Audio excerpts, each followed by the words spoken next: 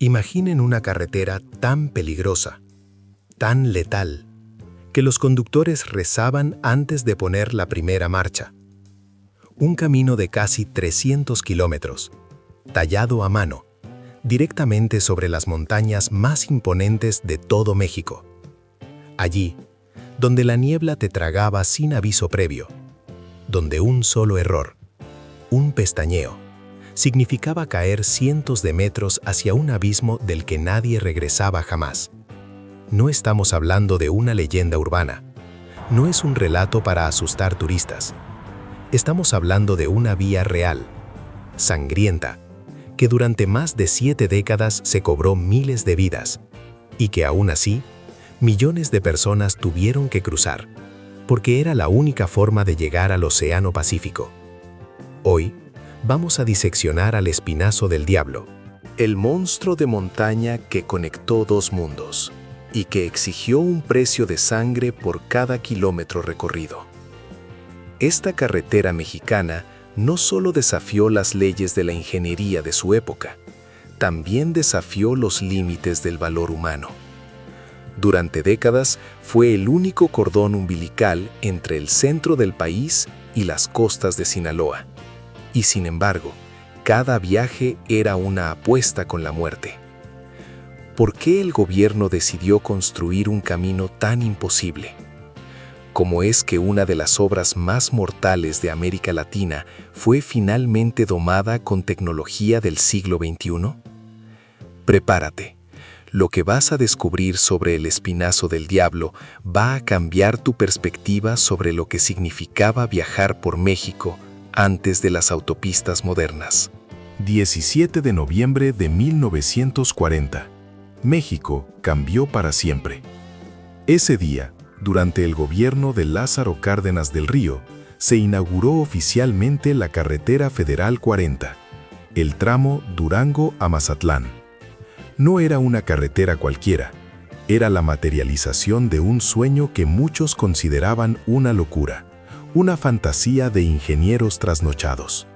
Conectar el corazón árido del norte de México con las aguas tibias del Pacífico. Lázaro Cárdenas entendía algo fundamental. Un país dividido por montañas es un país fragmentado, un país débil. México tenía regiones enteras que vivían aisladas. Durango era una de ellas, rica en bosques de pino, rica en minerales, tierras de cultivo que esperaban una salida, pero estaba atrapada. Detrás de una muralla natural de piedra y niebla, el Programa de Integración Nacional buscaba eso, tejer con asfalto y voluntad las partes dispersas de una nación enorme. La carretera Durango a Mazatlán era la pieza más ambiciosa del rompecabezas. Los ingenieros sabían que no sería fácil. La Sierra Madre Occidental no perdona, nunca lo ha hecho, pero nadie imaginaba que esa obra de progreso se convertiría en una trampa mortal durante 70 años. El día de la inauguración hubo discursos, hubo bandas de música, hubo esperanza. Los habitantes de Durango por fin podían soñar con ver el mar, sin dar un rodeo de cientos de kilómetros. Los comerciantes de Mazatlán veían abrirse un mercado nuevo. Los madereros de la sierra imaginaban camiones cargados de troncos bajando hacia el puerto. Nadie habló de los muertos. Nadie mencionó que esa cinta de asfalto serpenteante iba a ganarse el nombre más siniestro de todas las rutas mexicanas. Ese día solo existía la celebración. La tragedia vendría después, curva por curva, precipicio por precipicio. El nombre no es una casualidad, no es un apodo turístico, es una descripción perfectamente literal. Imagínate volando sobre la Sierra Madre Occidental, en un avión pequeño. Bajo tus pies se extiende un mar infinito de pinos y encinos. Montañas que se apilan unas sobre otras, como olas verdes congeladas en el tiempo. Y de pronto, la ves. Una línea gris que no sigue ninguna lógica humana. Sube, baja, gira. Se retuerce sobre sí misma como si estuviera viva, como si fuera la columna vertebral de alguna criatura gigantesca enterrada bajo la roca. Eso es exactamente lo que los primeros aviadores pensaron. Desde arriba, la carretera parece el espinazo de un monstruo. Y no cualquier monstruo, un monstruo del infierno. Las curvas son las vértebras, los precipicios son las costillas que caen hacia el vacío, y el camino entero parece retorcerse con una intención malévola, como si quisiera sacudirse de encima a todo aquel que se atreva a recorrerlo. Los lugareños adoptaron el nombre de inmediato. Para ellos tenía sentido. Cualquiera que hubiera intentado cruzar esa sierra a pie o a caballo, sabía que había algo diabólico allí. La niebla que aparecía de la nada, los caminos que terminaban en el vacío, los sonidos extraños que el viento hacía al pasar entre los picos de roca. El espinazo del diablo no era solo un nombre, era una advertencia. Para entender la magnitud, la escala real de lo que significaba cruzar el espinazo del diablo, primero hay que entender sus dimensiones físicas. El tramo completo de Durango a Mazatlán comprende aproximadamente entre 280 y 320 kilómetros, 3.000 metros de altitud en sus picos más altos, 300 kilómetros que atraviesan la Sierra Madre Occidental, una de las cadenas montañosas más imponentes y menos exploradas de toda América del Norte. 300 kilómetros no suena a mucho en el papel.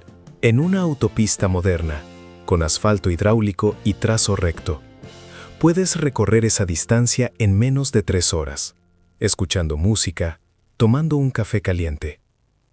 Pero el espinazo del diablo no era una vía moderna. Era un camino angosto, tallado literalmente en la roca viva. En muchos tramos, era un solo carril de tierra y asfalto viejo. 3.000 metros de subidas extremas, bajadas vertiginosas, curvas que parecían diseñadas por un arquitecto en medio de un delirio.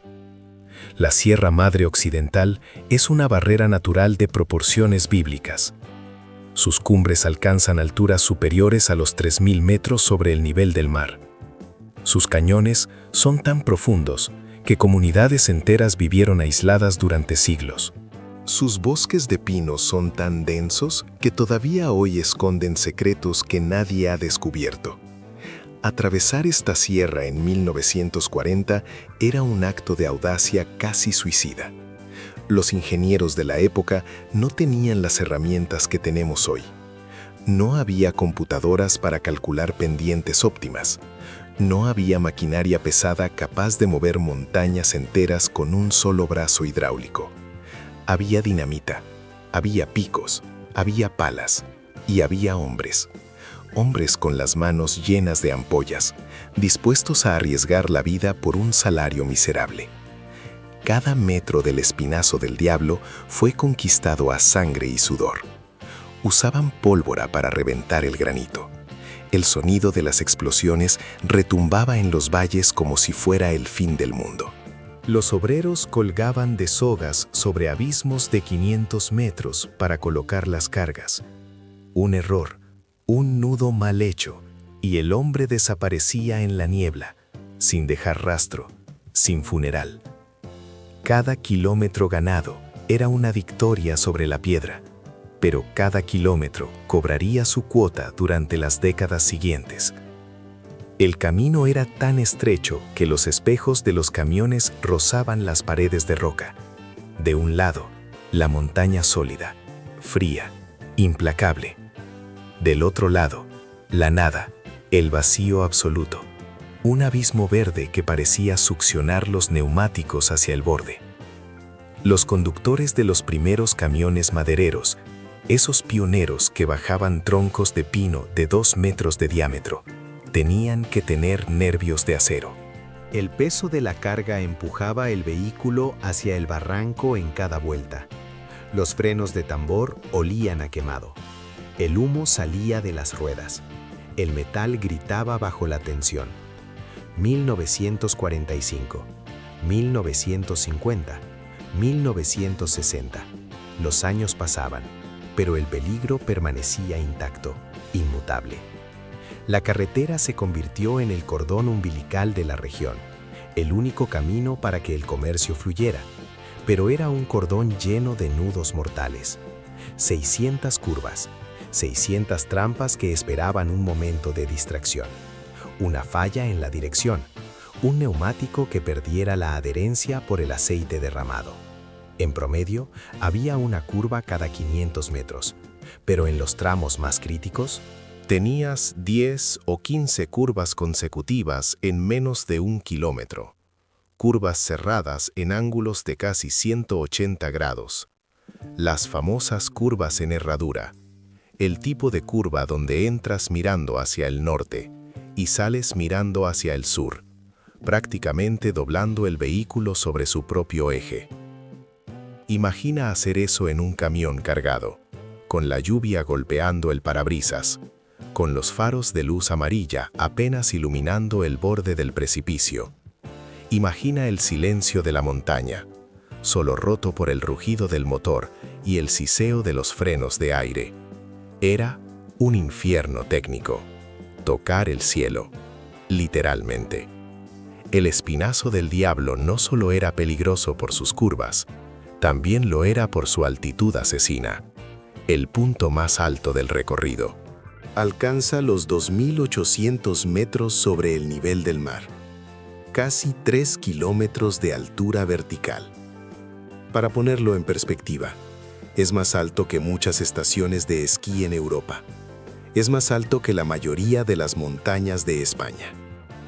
Es una altitud donde el aire empieza a hacerse notablemente más delgado, donde el oxígeno escasea y los pulmones de acero de los motores de combustión pierden su fuerza.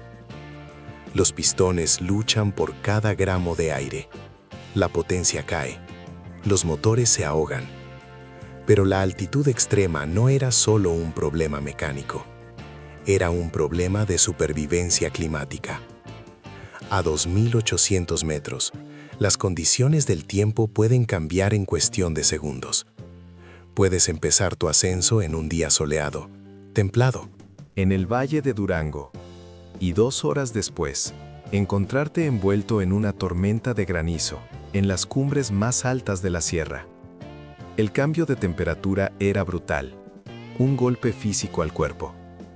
En las partes bajas del recorrido, cerca de la costa de Sinaloa, el calor era húmedo, sofocante, 35 grados centígrados. El sudor te corría por la espalda desde el momento en que salías del vehículo. Pero al subir hacia las nubes, hacia las cumbres, la temperatura podía descender hasta los 0 grados, o menos, durante el invierno. Los conductores experimentados tenían que llevar ropa para todos los climas posibles, camisas delgadas y abrigos pesados, porque iban a experimentar las 4 estaciones en un solo viaje de 8 horas. La altitud también golpeaba a los pasajeros. No era raro que los viajeros sintieran mareos, dolores de cabeza punzantes, náuseas, el famoso mal de montaña. El ascenso era tan rápido que el cuerpo no podía adaptarse. Los niños pequeños lloraban, los ancianos perdían el aliento. Algunos conductores llevaban tanques de oxígeno en sus vehículos, no para una emergencia mecánica, sino para emergencias médicas de sus propios pasajeros. Y luego estaba la presión atmosférica, un factor técnico invisible pero letal. A 2.800 metros, el agua hierve a una temperatura más baja que al nivel del mar. Esto significaba que los sistemas de refrigeración de los camiones eran menos eficientes, justo cuando más se les necesitaban. Durante las largas subidas que exigían el máximo esfuerzo de los motores, el refrigerante burbujeaba, el vapor salía por los costados del cofre. El motor estaba al borde del colapso térmico. Pero de todos los peligros, de todas las trampas de la montaña, ninguno era tan temido como la niebla asesina. Los conductores podían prepararse para las curvas, podían revisar sus frenos 1000 veces antes de salir, podían bajar la velocidad ante los precipicios, pero contra la niebla no había defensa. Durante la temporada de lluvias, de junio a octubre, el vapor de agua se apoderaba de la montaña con una frecuencia aterradora. No era la niebla suave de las películas, era una niebla densa, pesada, húmeda, casi sólida. Reducía la visibilidad a menos de 10 metros, a veces a menos de 5 metros. Literalmente no podías ver el cofre de tu propio vehículo. La oscuridad blanca, lo llamaban así, una pared que borraba el mundo. Esta niebla tenía un comportamiento impredecible. Aparecía de la nada. Podías estar avanzando con sol perfecto y visibilidad total. Y de pronto, al doblar una vértebra de la sierra, te encontrabas sumergido en un sudario húmedo, donde no distinguías arriba de abajo, izquierda de derecha. El vacío estaba ahí, a centímetros de tu neumático, pero no podías verlo. Los accidentes en la niebla eran horrorosos. Choques frontales entre gigantes que no se vieron hasta que el metal se fundió con el metal. Autobuses que se salían del camino porque el conductor perdió toda referencia visual y giró hacia la nada, pensando que seguía el asfalto. Las caravanas se detenían en medio del camino por puro terror y eran embestidas por quienes venían detrás, sin poder frenar a tiempo. Los lugareños desarrollaron un sexto sentido. Observaban las nubes en los valles, sentían el cambio en la humedad de la piel, escuchaban el sonido del viento entre los pinos. Pero incluso ellos fueron sorprendidos. Incluso ellos perdieron amigos, familiares, compañeros, en ese manto blanco que todo lo devoraba. La niebla del Espinazo no era un fenómeno meteorológico. Era una entidad viva, una bestia que acechaba a los viajeros, esperando el más mínimo descuido para reclamar su cuota, su precio, su sangre. ¿Cuántas personas murieron en el Espinazo del Diablo? Es una pregunta simple, pero no tiene una respuesta clara. No existe un registro oficial consolidado. Durante décadas, muchos accidentes en las zonas más remotas de la sierra simplemente no se reportaban. Vehículos que caían a barrancos inaccesibles, cuerpos que el bosque reclamaba para siempre, cuerpos que nunca fueron recuperados. Las estimaciones varían. Algunos hablan de cientos, otros hablan de miles. Lo que es seguro es que el asfalto tiene memoria. Las familias de las víctimas colocaban cruces. Pequeñas cruces de madera o de metal marcaban el punto exacto donde alguien perdió la vida. Con el tiempo, algunos tramos se convirtieron en cementerios lineales, decenas de cruces apiñadas en una sola curva, una hilera de hierro oxidado contra el cielo gris, flores marchitas, rosarios de plástico que tintinean con el viento helado, nombres grabados que el tiempo y la lluvia van borrando. Cada cruz es una historia truncada. Un padre que regresaba del trabajo con el sueldo en la bolsa. Una familia que iba de vacaciones con la ilusión del mar. Un transportista con mercancía urgente que nunca llegó a la bodega. Todos silenciados por una curva mal calculada, por un freno que falló. Viajar por aquí era jugar a la ruleta rusa, y el tambor paraba en la bala con demasiada frecuencia, antes de la autopista moderna. Recorrer 300 kilómetros tomaba un día entero, de 6 a 8 horas en condiciones favorables.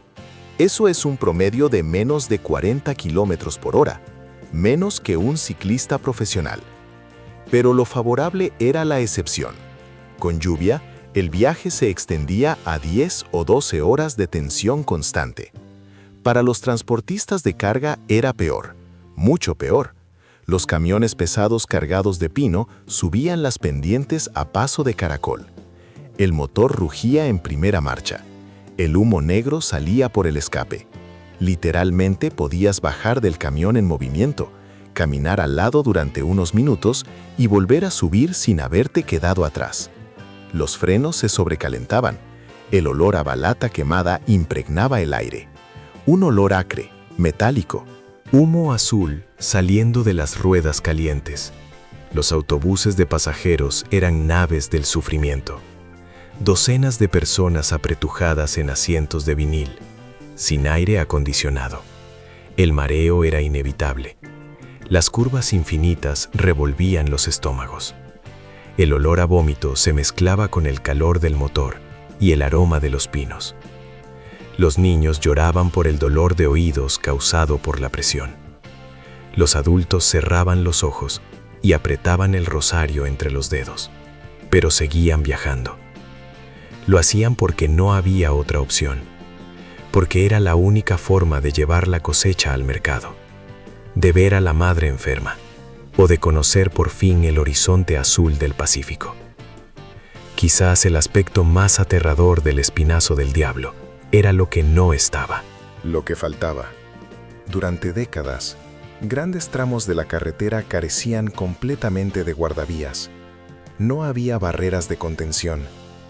El camino simplemente terminaba en el borde de la llanta. Y más allá de ese borde, no había nada. Solo aire y una caída vertical de cientos de metros hacia barrancos cubiertos de vegetación impenetrable. Los ingenieros originales de 1940 habían priorizado completar la ruta sobre hacerla segura. Con los recursos limitados de la época, instalar protecciones a lo largo de 300 kilómetros era una imposibilidad financiera. Así que el camino se entregó desnudo, expuesto al vacío. Con los años se agregaron algunos mojones de concreto, pequeños postes que apenas servían para marcar el límite del abismo. Pero nunca fue suficiente. Los conductores desarrollaron estrategias de supervivencia instintivas. Siempre que era posible, tomaban el carril interior de las curvas, el carril que daba hacia la pared de la montaña, no hacia el vacío. Cuando se cruzaban con otro vehículo, el baile era mortal. El que iba del lado del precipicio prácticamente rozaba el abismo con las ruedas exteriores, mientras el otro se pegaba a la piedra sólida hasta rayar la pintura. Era un ballet de hierro y nervios. Se repetía 1000 veces al día. Las noches eran una pesadilla de ceguera, sin iluminación artificial. Los únicos puntos de referencia eran las luces amarillas del propio camión. Algunos conductores contaban que la oscuridad era tan absoluta que no distinguían dónde terminaba el asfalto, solo el vacío en su visión periférica.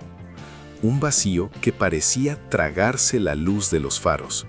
Si había una industria que dependía completamente de este monstruo, era la industria maderera. El Salto, Durango, ubicado en el corazón de la Sierra Madre Occidental, es una de las zonas forestales más importantes de todo México. Sus bosques de pino y encino cubrían hectáreas vírgenes. Antes de la carretera, explotar esa madera era casi imposible. La carretera lo cambió todo. De pronto, camiones pesados, máquinas de 10 toneladas, podían subir hasta los aserraderos y bajar cargados de troncos hacia la costa. Pero esos camiones madereros pagaban un precio terrible. Cargados con toneladas de madera verde, esos vehículos tenían una maniobrabilidad mínima, casi nula. Los frenos de tambor se sobrecalentaban rápidamente en las bajadas prolongadas de 20 kilómetros. El aire de los tanques se agotaba. Los conductores trabajaban jornadas agotadoras de 16 horas para maximizar las ganancias. Los accidentes de madereros eran devastadores. Cuando uno de estos gigantes perdía el control, no solo caía al precipicio, se convertía en un proyectil. Los troncos de pino se soltaban de las cadenas, volaban como lanzas gigantescas, atravesando cualquier cosa en su camino. otros vehículos, casas, árboles. Las carreteras quedaban bloqueadas durante días, mientras se retiraban los escombros de madera y metal retorcido. Los madereros desarrollaron su propio código de conducta. Viajaban en convoy, se comunicaban por radios de banda civil, respetaban una jerarquía táctica. Los camiones cargados tenían prioridad absoluta, porque eran los más difíciles de detener. Aún así, la industria maderera dejó incontables viudas a lo largo de los años. El progreso de Durango se construyó sobre madera y sobre sangre caliente. Hay algo irónico, cruel. El Espinazo del Diablo fue durante décadas la ruta obligada para miles de turistas, familias que buscaban las playas de Mazatlán, el paraíso de arena dorada. Pero para llegar a ese cielo, tenían que atravesar el infierno. Familias de Durango, de Chihuahua, De Coahuila, subían al carro con los niños en el asiento trasero, las maletas en la cajuela y una oración en los labios. No había otra opción terrestre. Las alternativas eran dar un rodeo de 1000 kilómetros o tomar un avión, un lujo inalcanzable para el trabajador promedio. Así que se lanzaban a la montaña. El viaje comenzaba con 8 horas de tensión absoluta. Los niños pegaban la cara al cristal, miraban los pinos, miraban el abismo. El mareo llegaba pronto. El movimiento de la dirección era constante. Izquierda, derecha, izquierda. El padre apretaba el volante hasta que los nudillos se ponían blancos. La madre intentaba no mirar hacia abajo, hacia la nada. El aire olía a gasolina y a frenos calientes. Las paradas en los pequeños pueblos eran breves. Un café de olla, unas gorditas de nata para calmar el estómago revuelto, y luego, otra vez al camino. El alivio solo llegaba cuando el aire se volvía húmedo, salado, cuando el termómetro subía y las montañas se abrían para dejar ver el horizonte azul. El precio de las vacaciones era un día de terror. 17 de octubre de 2013. Exactamente 73 años después de la primera inauguración, México celebró un hito histórico. Se abrió la autopista Durango a Mazatlán, una obra que parecía ciencia ficción. La nueva vía no intentaba domar la sierra, la atravesaba. Donde el Espinazo se retorcía como una serpiente herida, la autopista iba recta. Donde el camino viejo subía y bajaba, la nueva vía mantenía pendientes suaves, controladas por computadoras. Donde antes había 600 curvas mortales, ahora había túneles que perforaban el corazón de la roca, puentes que saltaban sobre los barrancos más profundos.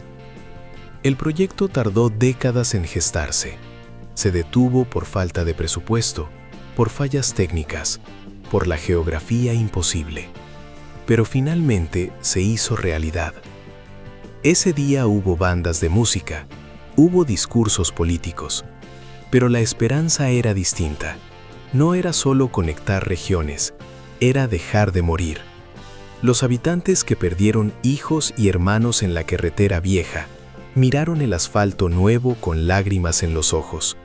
Alegría por los que venían, tristeza por los que se quedaron en el fondo del barranco. Orgullo por haber sobrevivido a la bestia, una bestia que por fin estaba domesticada. El símbolo de esta victoria es el puente baluarte bicentenario, una estructura colosal, atirantada, que cruza el cañón del río Baluarte a una altura de 402 metros con 57 centímetros. 402 metros, imagínalo. Es más alto que la Torre Eiffel. Es más alto que cualquier rascacielos de la capital. Es tan alto que cuando lo cruzas, puedes ver las nubes pasando por debajo de tus neumáticos. El puente tiene más de 1 kilómetro de longitud. Está sostenido por 2 torres de concreto que se elevan desde el fondo del abismo, como brazos de un dios antiguo, levantando la carretera hacia el cielo. Construirlo fue una hazaña épica. Los ingenieros trabajaron en el terreno más inhóspito de México. No había caminos para llevar el material. En las primeras etapas, todo llegaba por helicóptero. Los trabajadores vivían en campamentos colgados de las cornisas. Trabajaban a alturas que provocaban vértigo incluso a los veteranos. Operaban grúas masivas en lugares donde un paso en falso significaba la caída eterna. Varios murieron en la obra. Pero cuando el último segmento del tablero se unió, México conquistó lo imposible. Construyeron una línea recta donde la naturaleza puso un muro vertical de 400 metros. El puente Baluarte no solo fue un orgullo nacional, fue un récord mundial, el puente atirantado más alto del planeta. El mundo tuvo que mirar hacia la Sierra Madre Occidental y reconocer que la ingeniería mexicana había vencido al monstruo. La carretera vieja sigue ahí. El Espinazo del Diablo no fue borrado del mapa por el progreso. Sigue siendo una herida abierta en la piel de la Sierra Madre Occidental. Hoy, si tienes el valor suficiente o la curiosidad necesaria, todavía puedes recorrer sus vértebras de asfalto. Los entusiastas de las motocicletas la consideran una de las rutas más emocionantes del mundo.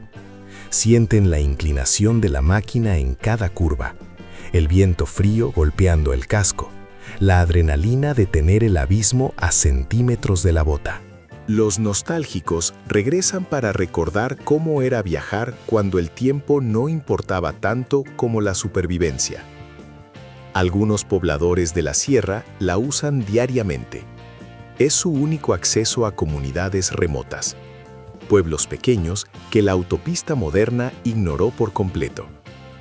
Pero para la mayoría de los mexicanos, el monstruo ha sido derrotado. Ya no tienen que rezar antes de subir al vehículo.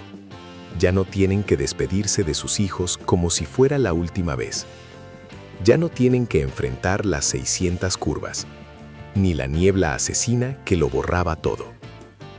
El Espinazo del Diablo se cobró miles de vidas durante 73 años.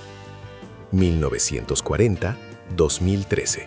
Fue el precio que México pagó por conectar el centro del país con el Océano Pacífico. Un precio altísimo, medido en cruces de madera podrida a la orilla del camino, medido en familias destrozadas, en sueños que terminaron aplastados en el fondo de un barranco oscuro. Pero también fue el camino que permitió el progreso, el camino que sacó a comunidades enteras de la pobreza absoluta gracias al comercio de la madera y el ganado. Fue el cordón umbilical que unió a dos regiones que se necesitaban desesperadamente. Fue un monstruo, sí, pero fue nuestro monstruo. Y ahora, finalmente domesticado por la ingeniería del siglo XXI, sigue siendo parte de nuestra identidad nacional, de quienes crecieron temiéndole y respetándole. Hoy, cuando cruzas el puente Baluarte a 402 metros de altura, tal vez deberías mirar hacia abajo, hacia el fondo del cañón. Allí, entre los pinos y la bruma, todavía se alcanza a ver la delgada línea gris del camino viejo. Es una cicatriz, un archivo fluido de nuestra persistencia. La próxima vez que manejes por una carretera moderna, piensa en el Espinazo. Piensa en los hombres que lo tallaron a golpe de pico y dinamita. Piensa en los conductores que lo domaron con camiones de madera y frenos de aire calientes. Fue un sacrificio colectivo. Ahora te pregunto a ti, ¿alguna vez cruzaste el Espinazo del Diablo por la carretera federal 40 original? ¿Recuerdas el olor a balata quemada? ¿Esa sensación de que la niebla te observaba desde el precipicio? Cuéntame tu experiencia en los comentarios. Cuéntame si sentiste ese alivio infinito al ver las luces de Mazatlán o Durango al final de la jornada. Y si nunca lo recorriste, si solo conoces el asfalto plano de la autopista nueva, ¿te atreverías a enfrentar la ruta original? ¿Tendrías los nervios para mirar al diablo a los ojos en su propia sierra? Déjamelo saber aquí abajo.